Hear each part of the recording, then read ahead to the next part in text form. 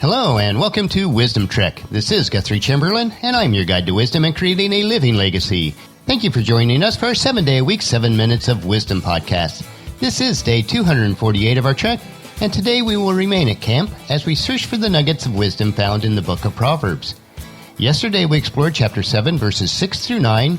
Since each day's discussion builds on the previous one, if you do miss any of the Wisdom Trek episodes, please go to wisdom-trek.com to listen to them and to read the daily journal. As mentioned on previous days, Paula and I are refining the daily concepts along with the worksheets for your life plan blueprint, which we covered in the month of January, into an easy-to-use workbook. I will let you know just as soon as we have it completed so that you can download it. We are recording our podcast from our studios at Home 2 in Charlotte, North Carolina. As expected, this week is keeping us very busy with life activities, including work, of course. We do not necessarily separate work from our other life activities, since we look at each of our 7 areas of life as an integrated and holistic entity. Our aim is to maintain a balanced wheel of life, because a balanced life will allow us to live a full life that is rich and satisfying, regardless of the joys or difficulties of a particular day. For most of us, to sit around a campfire on a pleasant summer evening, chatting about life, reminiscing about the past, and dreaming about the future is one of the most enjoyable times of relaxing and living that full life. As we think about the stories told, we also realize that there are some people who are living a story that will not end well, such as the story that we are continuing with today in Proverbs chapter 7. And the title of the story that we began 2 days ago is Another Warning About Immoral Women. Yesterday we left off on our story with a simple, naive young man who lacks common sense, and he was heading down the path that was not good for him.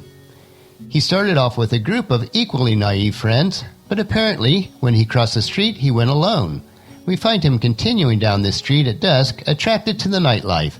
As mentioned yesterday, he made 2 conscious choices that leads him to the current situation.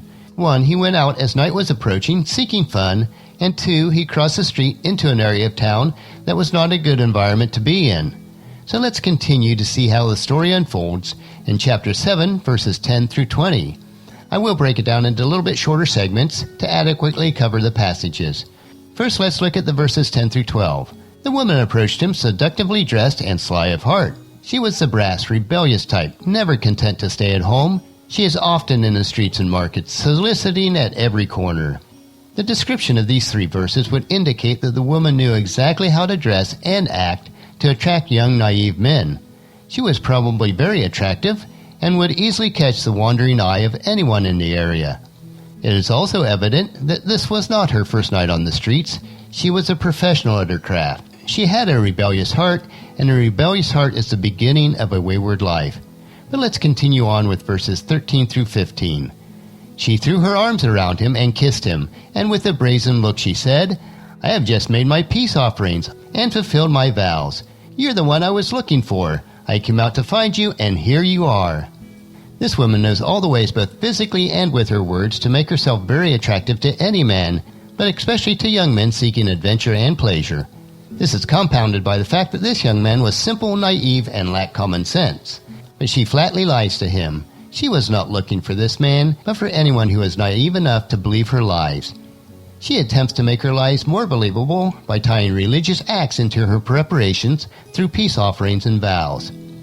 The man might have thought, wow, it must be okay, she is religious. Plus she was looking just for me.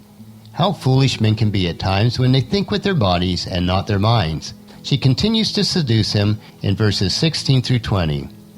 My bed is spread with beautiful blankets and colored sheets of Egyptian linen. I've perfumed my bed with myrrhs, aloes, and cinnamon. Come, let us drink our fill of love until morning. Let's enjoy each other's caresses. For my husband is not at home. He is away on a long trip. He has taken a wallet full of money with him and won't return until later this month. If there was any doubt in this young man's mind up to this point, she is making it very clear what her intentions are. Her bed was ready, she was ready, and there was no chance of them getting caught. She indicated that she was married, but that her husband would be gone for a long time. If she was paid for her services, she wanted the young man to know that she was available for many nights and that he did not have to worry about an angry or jealous husband finding out. What a dangerous trap is being set. If the young man were wise, he would flee as quickly as possible. This young man should have followed the advice of Paul in his second letter to Timothy, chapter 2, verse 22. Run from anything that stimulates youthful lust. Instead, pursue righteous living, faithfulness, love, and peace. Enjoy the companionship of those who call on the Lord with pure hearts. Tomorrow we will discover the decision that this young man made. Was he in the wrong place at the wrong time? Certainly he was, but it was clearly because of the choices that he made before this. Yet, if he desired to, he could escape even at this point. Temptation to any type of sin can draw all of us in. As moths are drawn to the campfire, all of us are prone to be drawn to sin's fire. We must prepare in advance. We do not want to get caught in the flames of passion, drink, drugs, food, or laziness. Instead, let us pursue right living, faithfulness, love, and peace through the companionship of those who have the same desire. Every sin first begins in our minds, and if we allow it to grow, it will break through our minds into action. Tomorrow we will continue to see how this story of this naive, young, simple man plays out. Will he run or will he stay? We will continue with chapter 7, verse 21. So encourage your family and friends to join us and then come along with us tomorrow for another day of Wisdom Trek, Creating a Legacy. That will finish our podcast for today. As you enjoy these daily doses of wisdom, I encourage you to help us promote Wisdom Trek in the following 4 ways. First, leave us feedback on the podcast at wisdom-trek.com so that we can continually improve. Second, on your smartphone, subscribe at iTunes, Google Play, Spreaker, SoundCloud, or Stitcher so that the podcast will be downloaded to you automatically each day. Third, on your computer, or if you have an iPhone or iPad, leave us a rating and review at iTunes. This will help to promote the show and allow others to join us on our Wisdom Trek.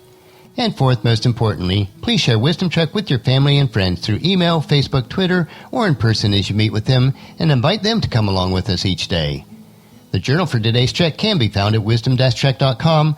Thank you so much for allowing me to be your guide, your mentor, but most importantly, your friend, as I serve you through the Wisdom Trek podcast and journal each day. As we take this trek together, let us always live abundantly, love unconditionally, listen intentionally, learn continuously, lend to others generously, lead with integrity, and leave a living legacy each day. This is Guthrie Chamberlain reminding you to keep moving forward, enjoy your journey, and then create a great day every day. See you tomorrow.